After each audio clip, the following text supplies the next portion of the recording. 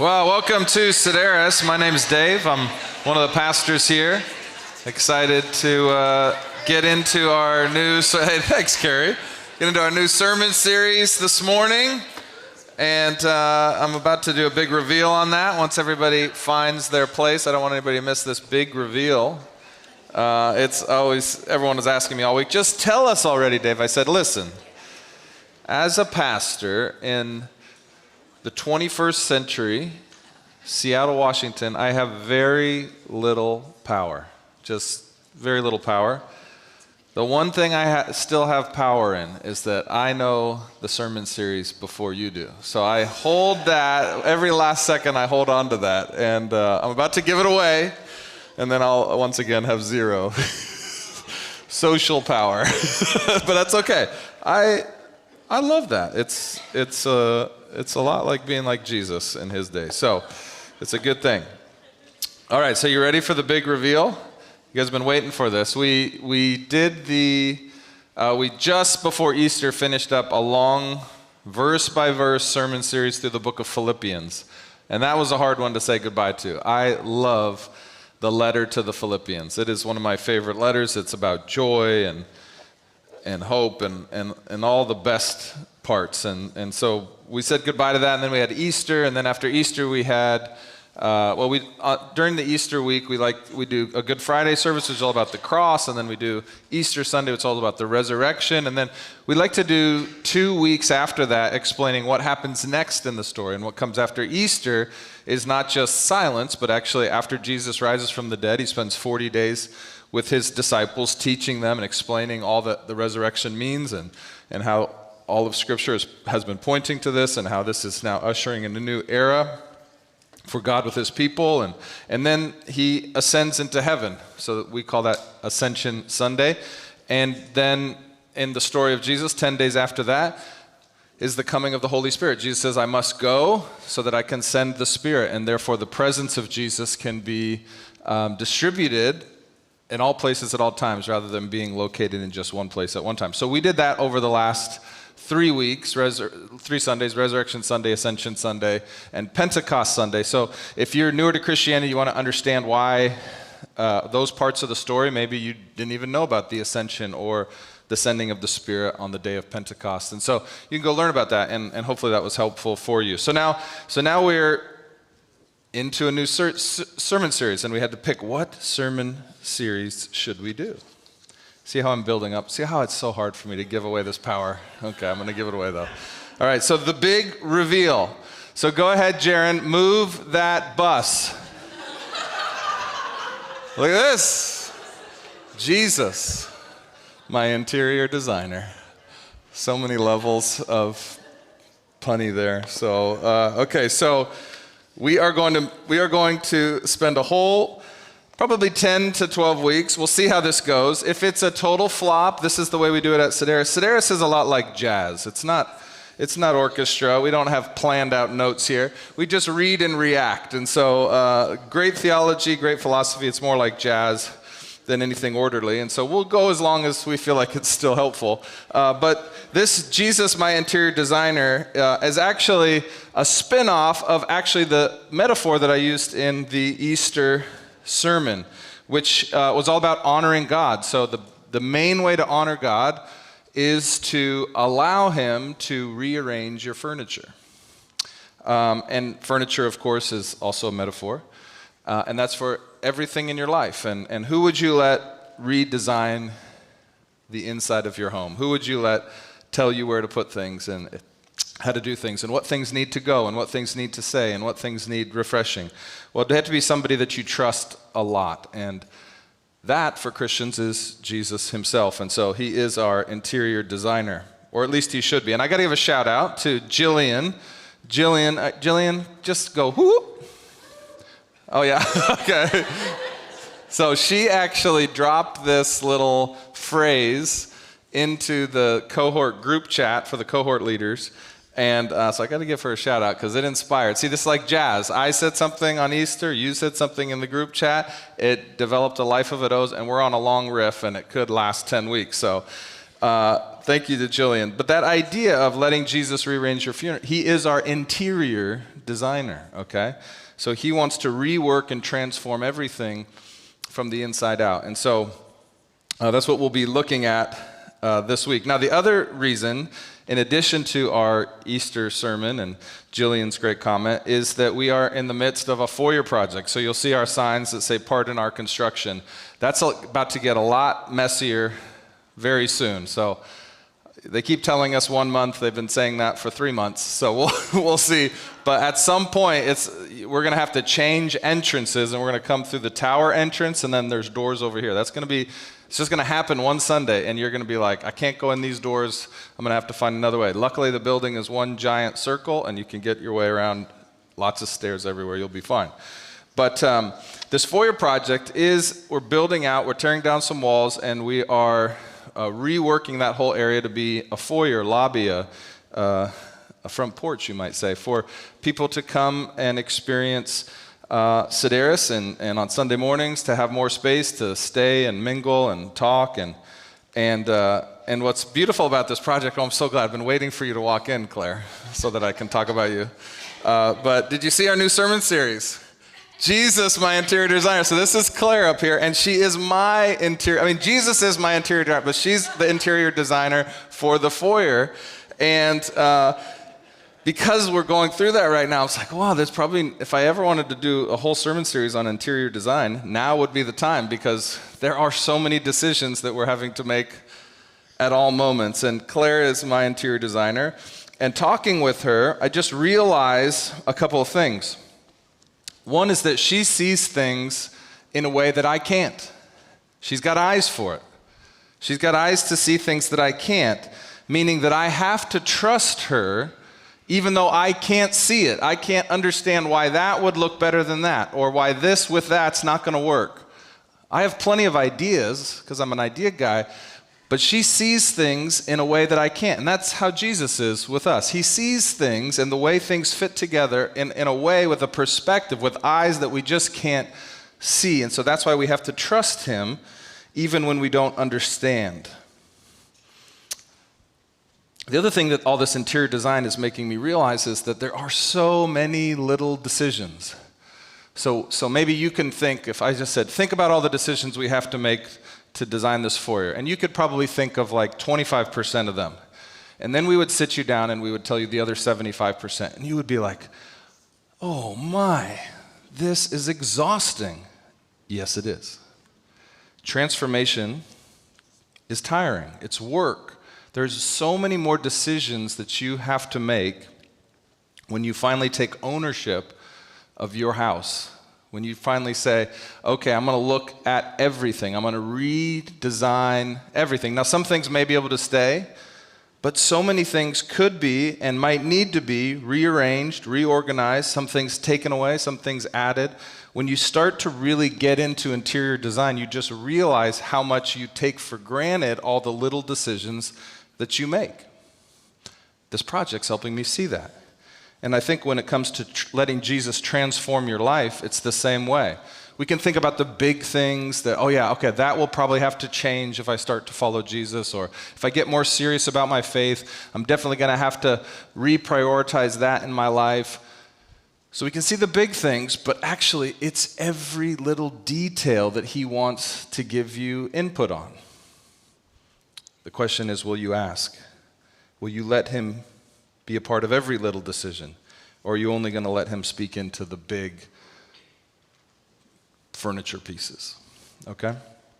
So for those reasons, I think it's a perfect time to do a little topical sermon series like this. We don't do topical sermon series often at Sideris. We prefer to go through books of the Bible, verse by verse, and start there. But there are times occasionally when we'll do this, and hopefully this is fun for you and a little break. We stretched out Philippians, 4 chapters. We stretched it out for about, 8 months, 6 months? Yeah, so it was a lot. So now we're going to do bigger. Strangely, we're going to be painting with a bigger brush, even though we're talking about little details, okay, in interior design. So throw it up on the screen here, Colossians 3, 1-4. If you want, you could turn there. There's a Bible in front of you. We're not going to spend a ton of time unpacking this, but if you wanted to, if you don't own a Bible, you can take one of those as a gift from us to you. That's a great start to a redesigned living room, is to just have a Bible sitting somewhere in there. And it's a great coffee table book that you should read. Okay, so some of you don't read your coffee table books, but it's a great one to read. Okay, so Colossians 3:1-4 says this. If then you have been raised with Christ, seek the things that are above, where Christ is seated at the right hand of God. Set your minds on things that are above, not on the things that are on earth. For you have died, and your life is hidden with Christ in God. Your life is hidden with Christ in God. When Christ, who is your life, appears, then you will appear with him in glory. So there's this promise of Scripture, and we talked about this on Easter, of a future heavenly home. And that heavenly home will be with Jesus, and he will come and reestablish his kingdom. And in that kingdom, there's a place for you, and he's preparing that place for you. That is the promise of Scripture. And yet, we have now an earthly home, an earthly dwelling place. Both of those things are true. Jesus is preparing a place, and he'll come again, and when he appears, you will also appear with him in glory, okay? And we will set up our forever home in the new heavens and the new earth, and he's already preparing that place for you. But we don't just therefore punt on this life and say, well, I guess we'll just wait for that future reality to come. No, Jesus says, pray, when he's talking about the Lord's Prayer, pray, your kingdom come, your will be done on earth as it is in heaven. So you could say, Father, your kingdom come in my earthly home, in my earthly life, as it will be in my heavenly home, in my heavenly life. Make the two lives overlap in such a way that transition from the now to the then, from the not yet to the already, that those two things are almost seamless. That's sort of the goal of the Christian life, that you might experience a taste of heaven or the life and the rhythms and the practices of heaven now, and that by doing that you would bring the glory of God into your realm, into your sphere of influence, into your proximity. And so metaphorically you could talk about that as your home, into your home. How do I bring heaven into my home or my dwelling sphere on this earth, okay? Now, in this life you have agency over your home, your earthly dwelling. You have agency over your proximity. In the future heavenly home, that's going to be God's place. That's his house. His glory is already fully there. And so in some sense, your agency goes away. You don't become sort of a robot in heaven, but as far as interior design goes, that thing's fully designed and you step in and move into it. Now you do have some agency of how much am I going to take these heavenly interior design principles and apply them to my earthly life and dwelling. Now, when we talk about designing our current dwelling to look like that future dwelling, to be sort of a signpost that points people to that future home, we just have to be honest that our home now might not exactly look like what our home will look like. It might actually look more like what the world and how the world does interior design. And so when we get honest with that, that's where God now, in our honesty, in our consideration of that, that's where he can now begin to move and speak and convict our hearts and our minds into some sort of an action. And that's what we want to do through this series. And if it's not clear, I'm just going to keep saying it over and over again because we tend to be very literal people. When I say home, I am using a metaphor. You're going to immediately think of your home and think, right, I'm going to need to move this and do that. Fight that urge. Now, there could be some overlap here because your home is a place where you have dominion and you get to make decisions. But home is an extended parable, actually. Jesus liked to speak in parables, so we're going to speak in a parable for 10 weeks. So you're going to have to put on your parable thinking hat, your imagination glasses, and you're going to have to enter into this parable with me because we're not really talking about literal homes. We're not talking about literal furniture or literal paint colors or literal architecture. We're talking about something much more important than that. You, yourself, your priorities, your habits, your schedule, your finances, All of this is your home. This is the furniture of your life. And each of these things is going to take on slightly different meanings for all of us. This is why cohort is so important in this season. If you're not connected to a cohort yet, we have over 200 people in cohorts. These are small to medium-sized groups that meet around the city. If you're not connected yet, we'd love to get you connected because this is going to be a super fun series to talk about in smaller groups where we say, okay, when Dave or Ryan was talking about that piece of furniture or moving that around, what was coming to mind for you?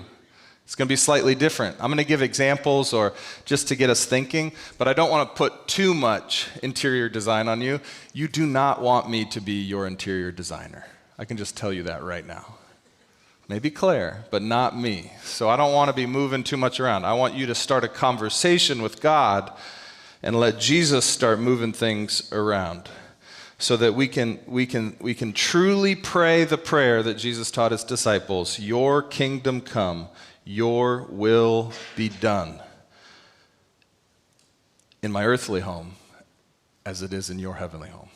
That's the hope of this series. Okay.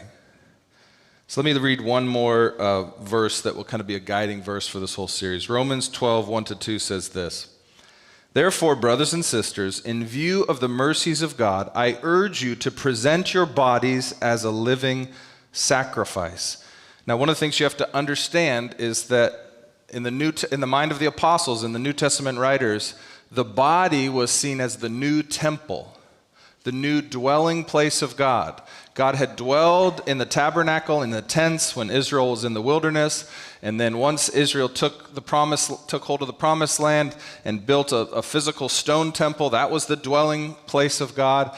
And then Jesus comes and he says the new dwelling place of God is with man. That's why we sing the promise that Jesus said, when I go, I'll send the Spirit and he will come and live in you. So when we're talking about our bodies, we're talking about the dwelling place of God, okay? And he says, I want you to give your bodies as a living sacrifice, holy and pleasing to God. This is your true worship.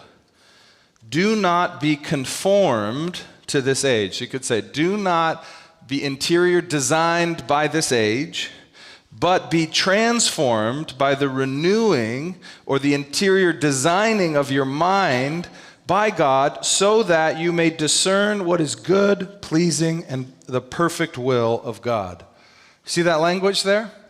So if you're thinking of your body as the temple of God, where God comes to dwell and live with us, he's saying true worship is giving that body, giving everything that is you, giving God full authority to transform what he sees is out of step with his eternal plans and promises and life, as opposed to the promises and plan and spirit of the age. Like, there are two designers that are always at work speaking to you. One's from the age and one's from the Lord. And the question is, who are you going to listen to? And when you listen to God, when you give him the right to rearrange things and to redesign things in your life, again, we're talking about your schedules, your finances, your priorities, even community at times. When you give him the right to reorient things, that is true worship, Paul says to the Romans. It's true worship because it's the most honoring thing you can do to anybody, including to the personal God. And when you do that with your whole life and not just part of your life, when you honor God with your whole life, not just your lips and say things with your lips, but do something different with your life. When you honor him with your whole life, like all 7 days, not just Sunday mornings, when you honor him with your whole life, like not just putting on your dating profile that you're Christian, but actually dating as a Christian, then you are honoring God. This is true worship. This is how God receives love from you. When you obey his interior design. When every part of your life grabs at God's advice and says, I want more of it, God. Give me more of it. I know I won't understand it, but tell me what to do and I'll try it. And honoring God is the ultimate purpose of your life. Because when you honor him, you bring him glory. You reveal just how great he is, just how lovable he is, just how worthy of your trust he is. And that reveals God to the world so that the world might see and come and seek God and find him and then have the transformational experience themselves so that they might align their life now with the life of heaven and might experience that life one day. So by presenting all that we are, that's our bodies, as an offering to Jesus, we stand before him, presenting all of life's furniture, saying, your will be done. Okay? And you know what I found? This is what I found personally. Jesus is a much better interior designer than I am. Like when I have listened to him, good things happen. He doesn't just do things just to make our life boring, or he's not a spoil sport. He doesn't just want us to have a dull life now so that heaven just seems so much better than this life. He wants you to have life and life to the full, except the problem is we've taken a definition of life to the full from the world, from the age that we live in, rather than seeing it from God's perspective. And sometimes you can't see it from God's perspective until you experience it from his perspective. Jesus is a much better designer than me. I mean, so is Claire, but Jesus is even better than Claire. That's what I want to say. Okay, so in this series, we'll get to go room by room by room. You know, remember the game Clue, the old game Clue? You know, it was done in the library with a candlestick. Now, we won't be going into the candlestick part of it, but we'll be going room by room. So we're going to use, our metaphorical house will be much bigger than your house, is what I'm trying to say. You might not have all the rooms, but remember, we're not actually talking about rooms. So I remember as a kid being like, Mom, what is a billiards room? You know? It's like, we don't have those. Oh, you'll find me in the study. No, we don't. So anyhow, you might not even know what these rooms are, but we're going to go through all of them. Actually, today we get to talk about the front porch, which is not even a room. It's a metaphor, guys. Get on board. Okay, we're doing it. Okay. We're going to talk about the living room and the dining room and the kitchen and the garage and the bedroom and the lounge and TV room, maybe your home office, maybe that billiards room, maybe a guest room. I don't know exactly. That's what's great about Sideris. We don't know what tomorrow brings. But, you know, we might even talk about closets. See that? Everyone goes, oh, shoot. Okay. That's what's fun about this. Okay. And of course, it's all metaphorical, so don't worry. But I hope two things happen during this series. One, when we start going room by room, even as I went through that list, pay attention to your heart. Pay attention. Maybe if you've got an Apple Watch, pay attention to your heart rate. Just kind of watch it as I go through the list. I could do it again if you wanted to check that. Like, which room scares you the most? Like, is there a room that when I mentioned it, you said, I think I might be out of town that week? Because getting nervous about a room is actually a good thing. It might be God starting to tell you, I've got something I want to talk to you about. I want to do a little interior design consult on that one. And you realize that. You realize it already. You know what God wants to, you almost already know it. But through this series, it might actually just, like, why do I get so anxious about talking about the garage? And that for that reason, I'm probably not going to tell you what next week's room is. Because I don't want you to plan a vacation. I want you to be open. Now, some of you are like, well, I'm just not going to come for 10 weeks. That's your prerogative. I'll keep an eye on that too, and then I'll ask you to coffee, and we'll talk about all the rooms at once. No, but the reason is, you to be a follower of Jesus means to come and say, God, here's my life, do what you will. So by not knowing what we're going to be talking about that week, you're just saying, you're open. Whatever you want to talk about. I'm going to connect with you and your word, and come what may. Even if we're talking about closets, I'm going to come and hear what you have to say, because I'm open, because I know that I can't design my life as well as you can. I think I can. I've acted as if I did, but deep down I know that I don't know.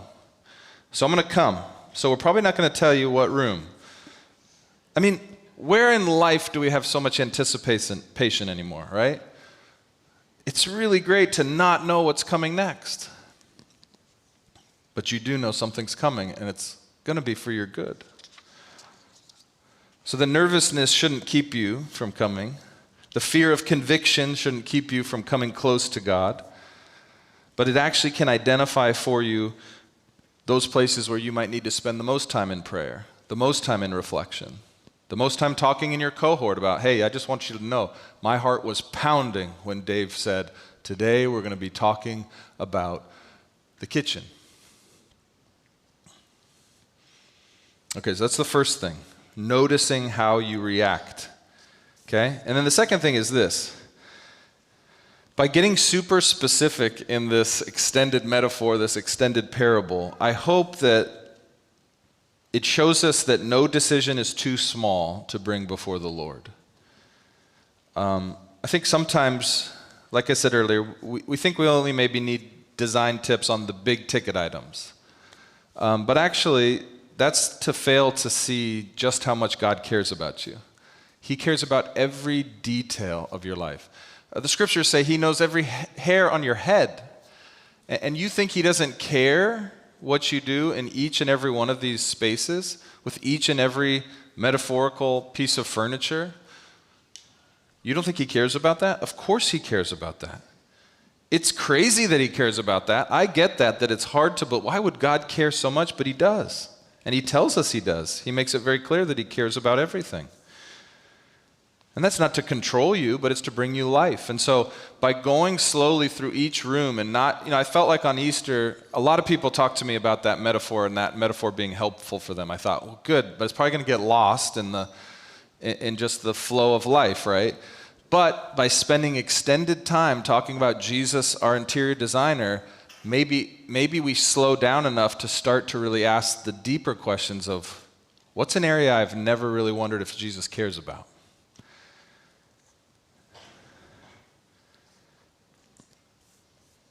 Literally everything in your life is furniture that Jesus has something to say about.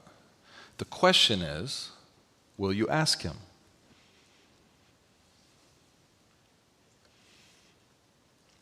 Okay.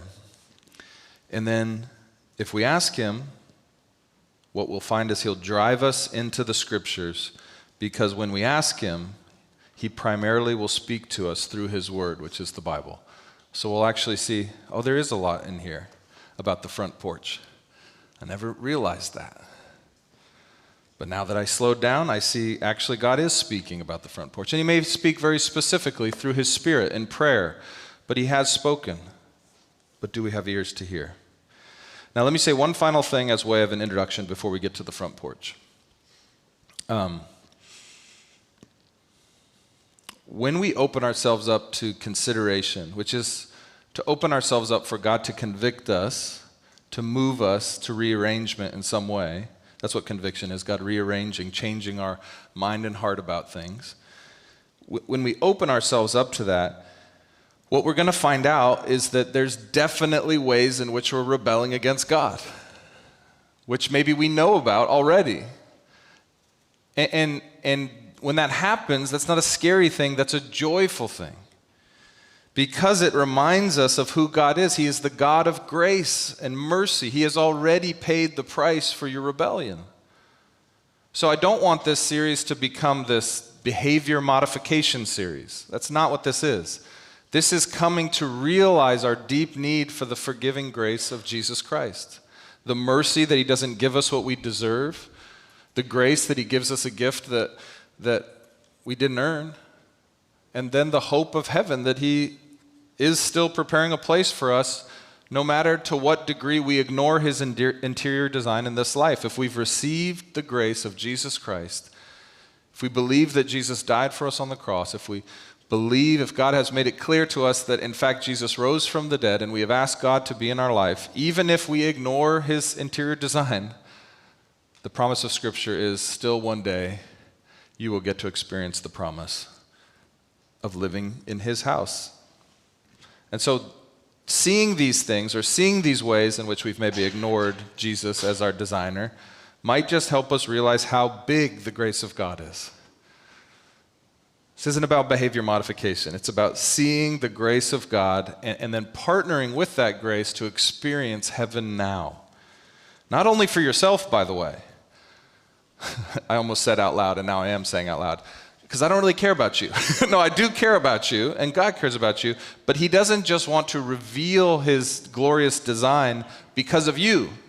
He also wants those around you to get to see his glory through his design in your home so that they might seek and find him.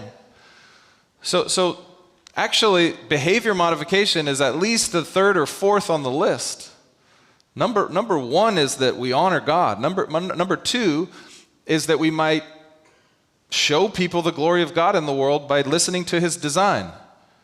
Like imagine just saying to somebody, oh, you've got to meet my friend Claire. She's a great designer. Let me show you the building she designed. And then they walk in and they're like, this is ugly. Well, yeah, we didn't let her do anything she wanted to do. Ryan and I decided to do it. He's an astrophysicist. I'm an accountant. So that's what it's going to look like.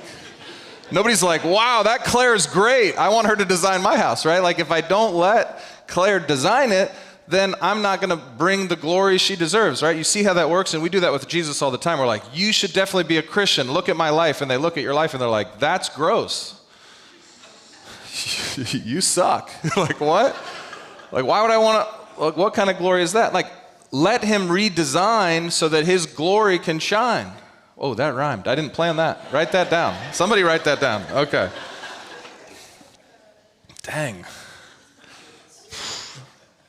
Oh, God, I need your grace. Okay. So here we go. You ready? Let's start with the front porch. Okay. So we are going to start our design project on the front porch.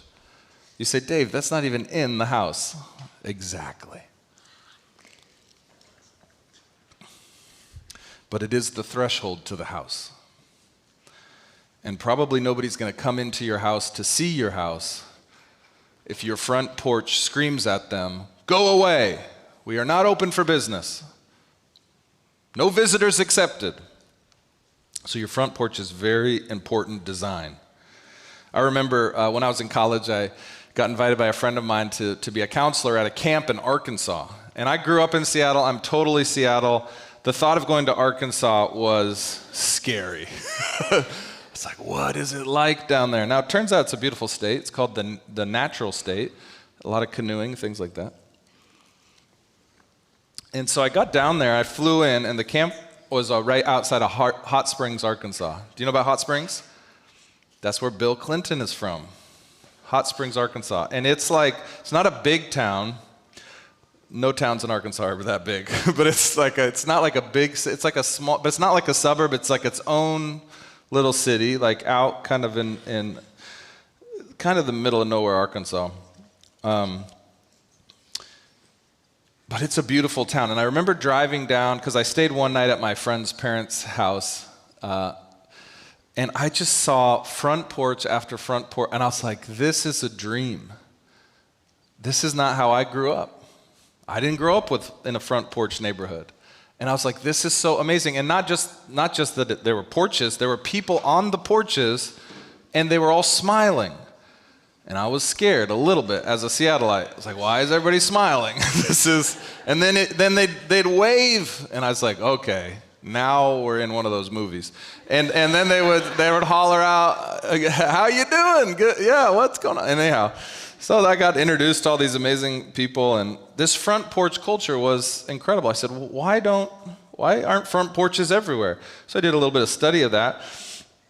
It turns out that in the 1800s and the early 1900s, that was what they called the front porch era in architecture. Okay, so it's where the house was seen as it was the social house era. Okay, so at that time, front porches were pretty much standard in home building in the United States.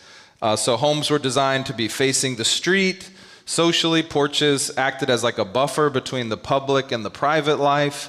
Part of the reason was there was no air conditioning, so particularly in the South and hot places, that was the coolest. Front porches were the coolest part of the house to sit, right? So there was some practical reasons, but this was the social norm. You would interact with your neighbors. Community is visible.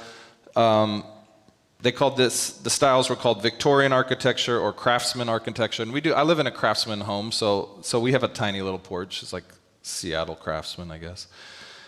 And then in the 1920s to 1930s, that's when the shift began.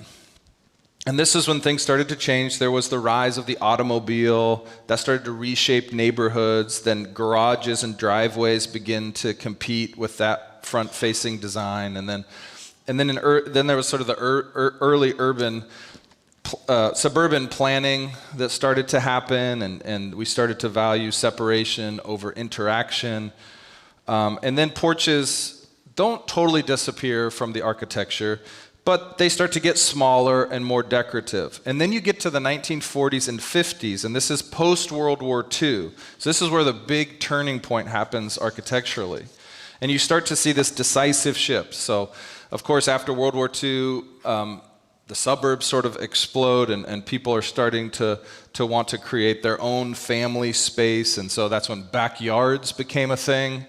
And we moved from putting the porch on the front to the back. This is when we started to fence things off. This coincided with the rise of air conditioning. So, we don't maybe need the front porches practically. So, man, wouldn't it be nice not to have to talk to our neighbors, that sort of thing. And the values started to shift from communal engagement to privacy. The nuclear family life became more and more important. Indoor living became more accessible. You also have sort of the rise of the television is a part of that, right? So it's like we're spending more time indoors, just even in places where the weather's good. And so instead of sitting on your front porch, people moved to the back patios or to their back decks, into their fenced yards, and the home life turned inward. Then you get to the 1960s to 80s, and private backyard living becomes the norm. Front porches are often reduced to small stoops. Social life happens almost exclusively indoors or in the backyard. The old backyard barbecue. Now, again, you may still have people over, but you get to pick who comes over. It becomes very selective. As all of cultural life becomes more selective, and I can pick what I want to watch on TV, what I want to do with my time, who I want my friends to be, what church I want to go to, because now I can drive, so I can go further than I would have been able to go at other times. So all this stuff starts moving away from the front porch mentality to this private backyard mentality. Casual neighborhood interaction really almost starts to disappear.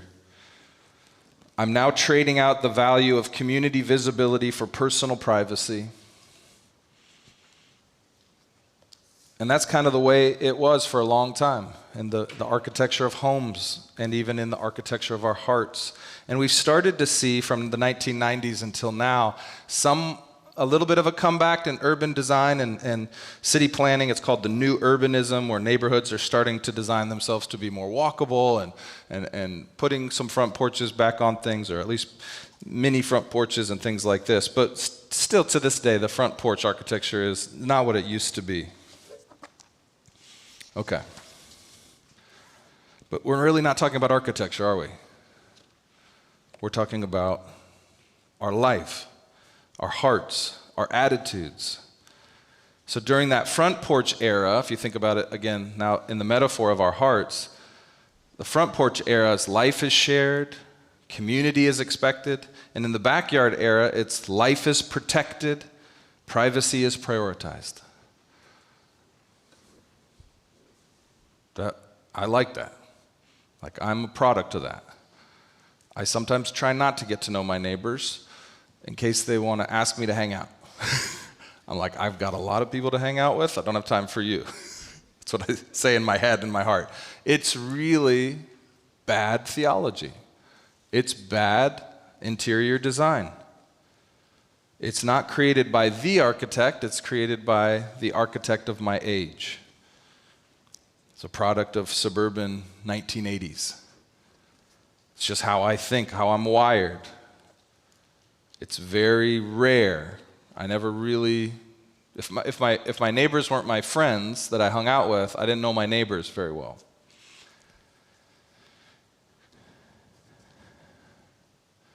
But now that my desires have changed, because Jesus is my interior designer, I have to let my life change. I have to want to return to that front porch living. I want to have openness as opposed to comfort. I want to have availability as opposed to control. Those are the shifts that Jesus wants to make in my life. So let me show how that is from architecture in our spiritual design. I think Jesus wants to move us back to the front porch, visible, relational, away from the backyard, private, controlled, in our souls more than anything. So what does Jesus, my interior designer, have to say about these things? We're really talking about hospitality. And in the scriptures, we see that hospitality is not scheduled. Jesus was always incarnational, interruptible, and porous. Jesus' interior design methodology is always going to be incarnational. So if you're taking notes, I'm going to give you 3 big things about Jesus' interior design methodology for front porches. Incarnational is the first. So in John 1:4, we read this. This is the beginning of John's gospel. It says this, "And the Word became flesh." The Word is the eternal Logos, that is God, became flesh and dwelt among us. God became a man in Jesus Christ. And we have seen his glory, glory as the only Son from the Father, full of grace and truth. And so God becomes a man in the person of Jesus. Through the incarnation, the virgin birth of Mary, he comes into the world and lives among us. Now, why is that so important? Well, God coming to live with us is so that God could be seen, right? Isn't that all? If I could just see God, well, then I would know he was real. Then I could know what he's like. And God said, I hear that and I'm coming. And he came and dwelt among us. And we could see him. We could observe his glory. We could know what his personality is like. He became incarnational so that he could be seen. Now, if that's the God that's designing your house, what does he think you want to be? Or what does he want to make you? He wants you to be incarnational. He wants you to be seen, visible, observable. How does that actually play out in your life? Now again, we are talking about metaphor. This is a parable. So I'm going to give you an example of this that has nothing to do with your physical home. So what would being seen or being incarnational look like in your life, in your priorities, in your scheduling? Well, one example that I thought of, and you might think of others, and you should share these in your cohort, is that many of you have the opportunity to either work from home or go into an office with your coworkers and work near them. And I totally get that many of you are probably more productive working from home. And you might see, right, the point of my life, why God put me on this earth, is to make more money for my corporate mongers. Right? That's your goal. That's your purpose statement in life. Make more money for the shareholders. That's why God put me on this earth. Right? It's almost funny when you say it out loud. It's obviously not what you want.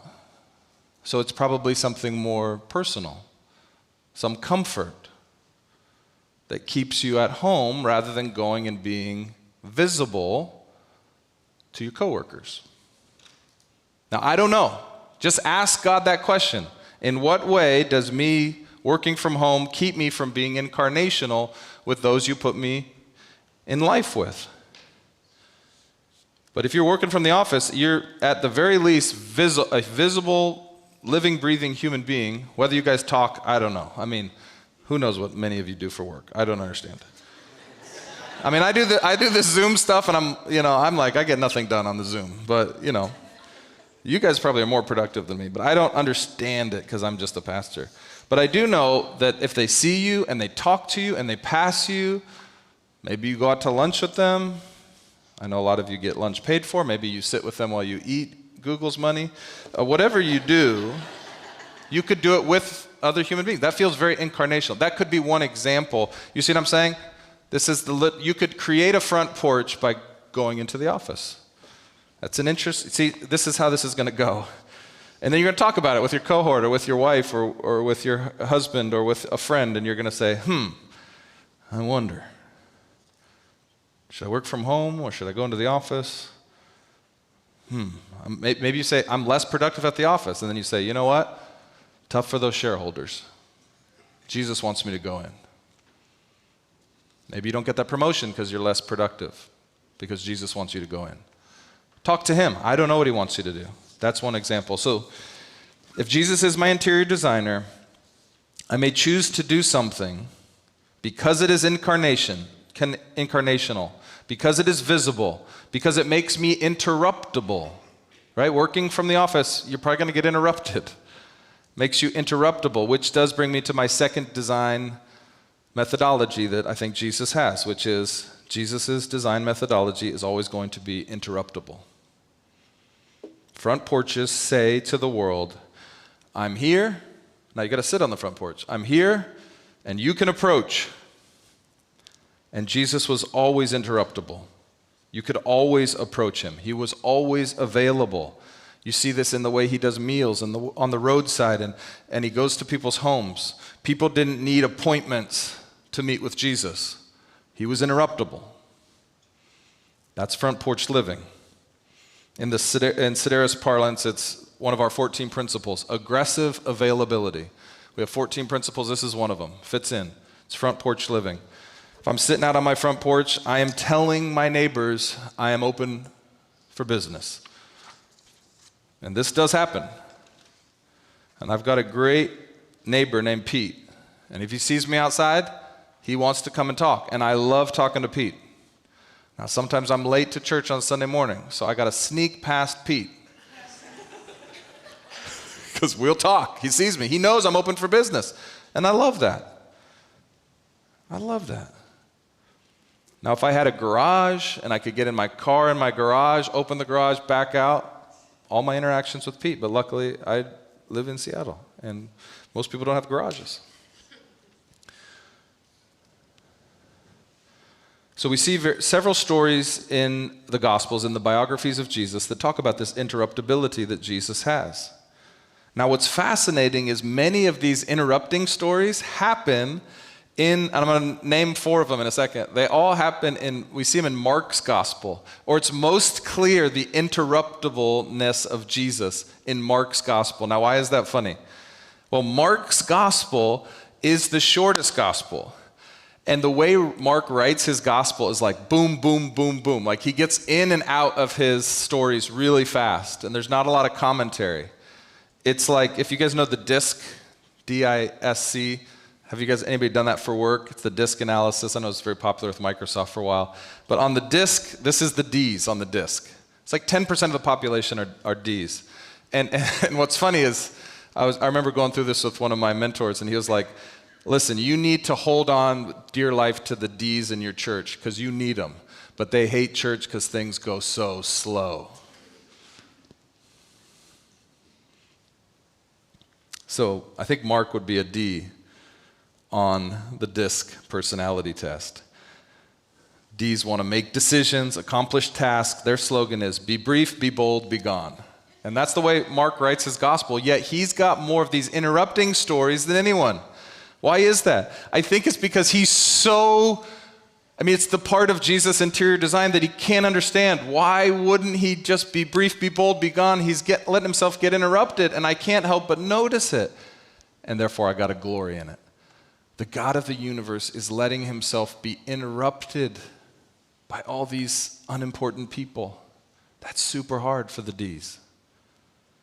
So in Mark 2, Mark tells us this story about the paralytic whose friends lower him into the roof. It's packed house. Jesus is teaching, and these 4 men bring their sick and paralyzed friend, and they lower it. They cut This is an awesome story. They cut a hole in the roof and they lower their friend in, almost like right on top of Jesus while he's preaching a sermon. Just imagine if something just started lowering down and you're like, and Jesus just totally lets them interrupt. And he turns it into a whole different thing. And it's the thing we're talking about all these thousands of years later. It's amazing. And Jesus ends up healing the man, forgiving him of his sins. It's a beautiful, beautiful story of Jesus being not mad. He wasn't mad at all. He's, interrupt me. That's what I'm here for. Mark 4, there's a storm at the sea. Jesus is sleeping. He's pretty tired. He's probably been preaching all day, and he's sleeping, and the disciples get so frightened that they interrupt him and wake him up, and Jesus ends up calming the storm. He's not mad at him. He's like, yeah, I'm here to be interrupted. Then in Mark 5, there's the bleeding woman and Jairus, and Jesus is on his way to actually heal a sick little girl, and Jairus, the father, has come to him, and Jesus is on his way, and then this woman reaches out, who has had this chronic bleeding, and reaches out to Jesus, and it says the power went out of him, and Jesus says, who touched me? And she says, it was me, Lord, I have faith. And then Jesus stops and takes time and commends her faith and heals her. And the delay actually leads to the little girl dying. And you say, see, this is why we can't be interrupted. There are important things to do, like help young children who are sick. Jesus says, no problem. And he raises her from the dead. You see, because when you realize that you know the God of life and death, you'll let yourself be interrupted for others that come along the way, even when you're doing really important work. And then the final story, I love this because as men, we tend to be maybe quieter or don't ask for help. Maybe that's just me. I'm sure you guys ask for directions all the time, right? You would never be stubborn and not ask for help. Okay, but here we have a man named Bartimaeus, and he is blind, and he cries out. This is in Mark 10. Jesus is leaving Jericho. A large crowd is accompanying Jesus, and it's creating this bustling procession, and this blind man, Bartimaeus, he begins shouting out for help and mercy, and despite the crowd, I mean, imagine, and being blind, you would have been seen as cursed by God. So this would have been the lowest of the low socially. And it's not like that anymore. Why? Because of Jesus. Because Jesus is interrupted by Bartimaeus and says, that guy's important. I want to hear what he has to say. And Jesus stops and speaks with him. And he heals him. And we're talking about him 2,000 years later because of his faith. And because Jesus was interruptible. And so it's so funny, this Mark, who is so surprised, I think he's so surprised, this is my assumption, he doesn't say it like this, but he's probably, of all the gospel writers, the most surprised at Jesus' willingness to be interrupted, because he's one of these get done kind of guys. That's my own bleep right there. He's so in awe, he's so inspired by this that he's like, you guys have to know this. The 10% of the world from here on out needs to know about Jesus and how he is willing to be interrupted. Mark says, I want Jesus to redesign me to be like him. I think he screams out, O-M-G.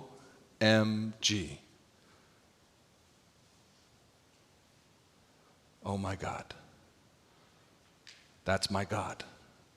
When Mark realizes that that's my God, his patience is not just human, it's divine.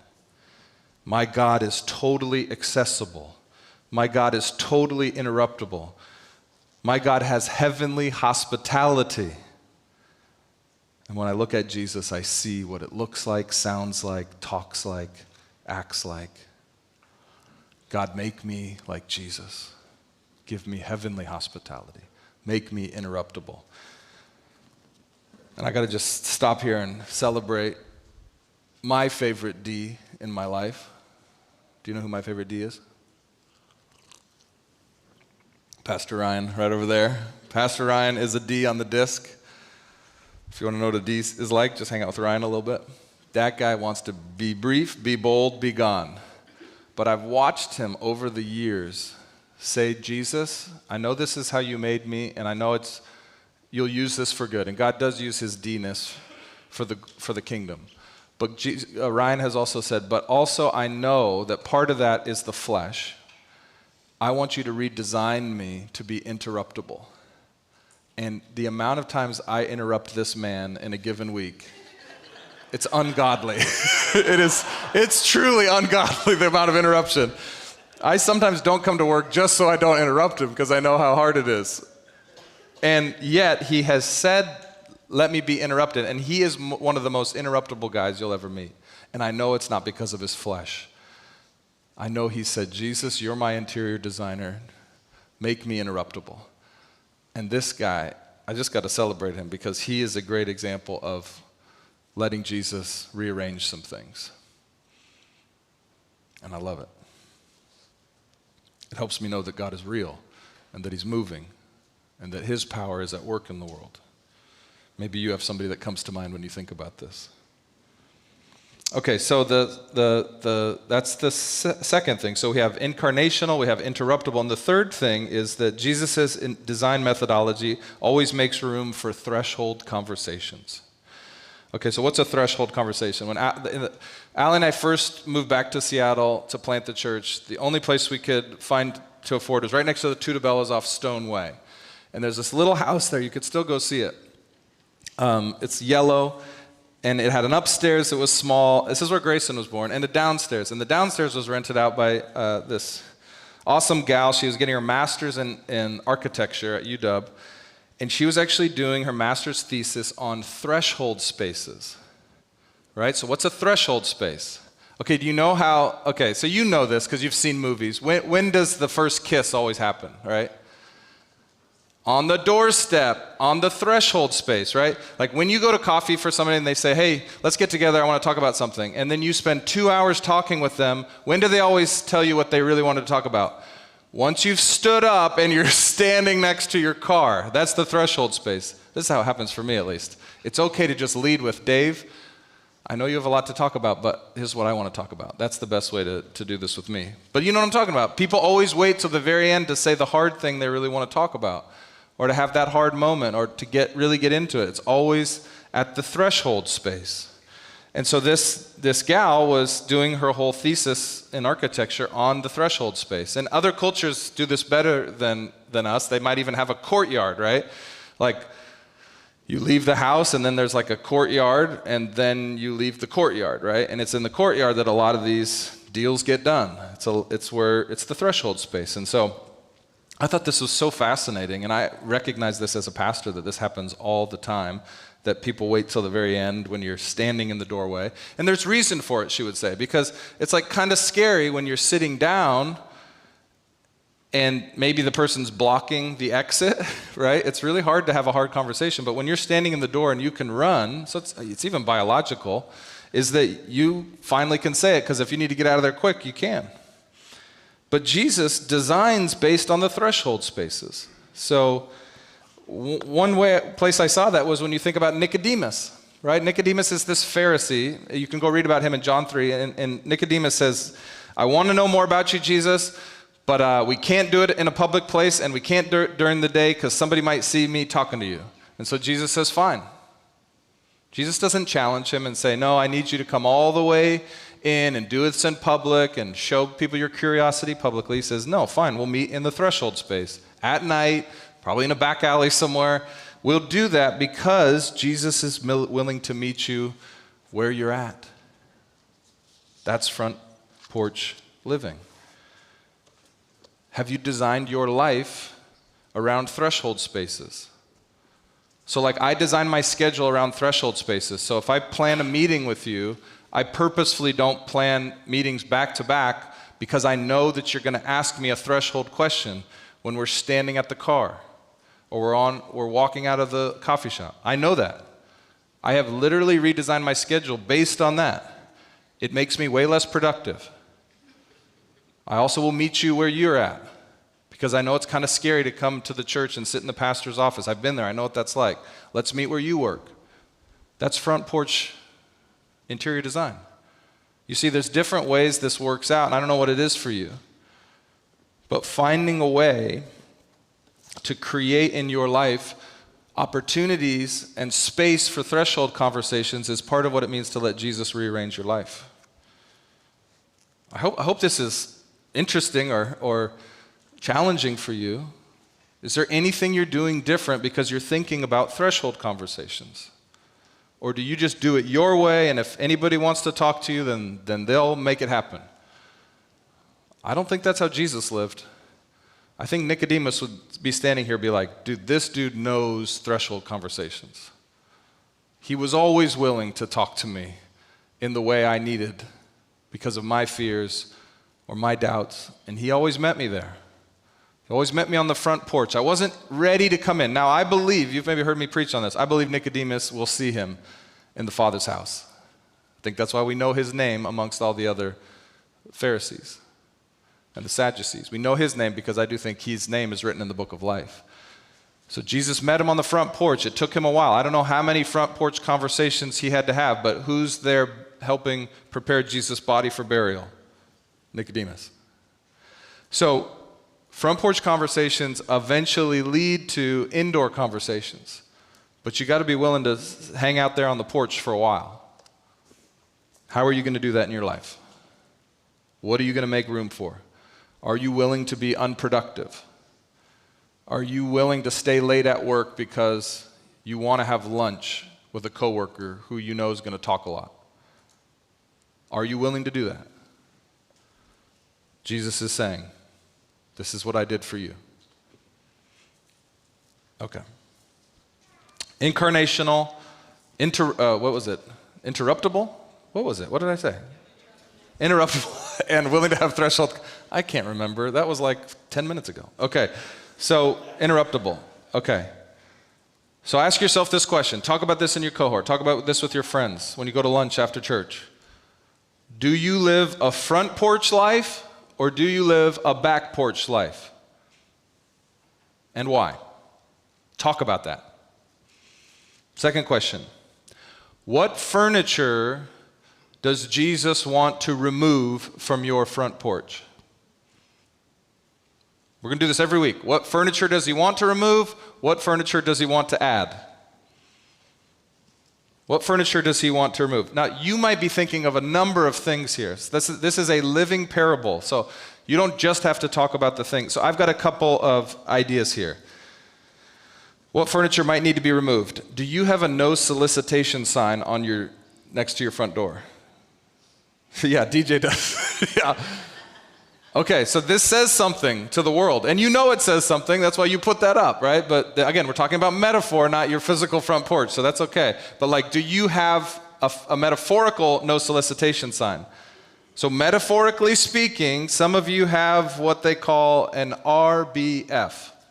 If you don't know what an RBF is, ask somebody after the service. Okay, so if you have an RBF, that's a no solicitation sign. Now, I know so many of you who God has given an RBF. This is a God-given characteristic.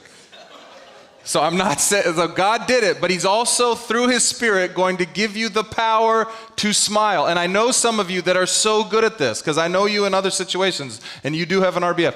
But you smile, which is you painting over your no solicitation sign that God gave you and covering that thing up, because you want to be approachable, available.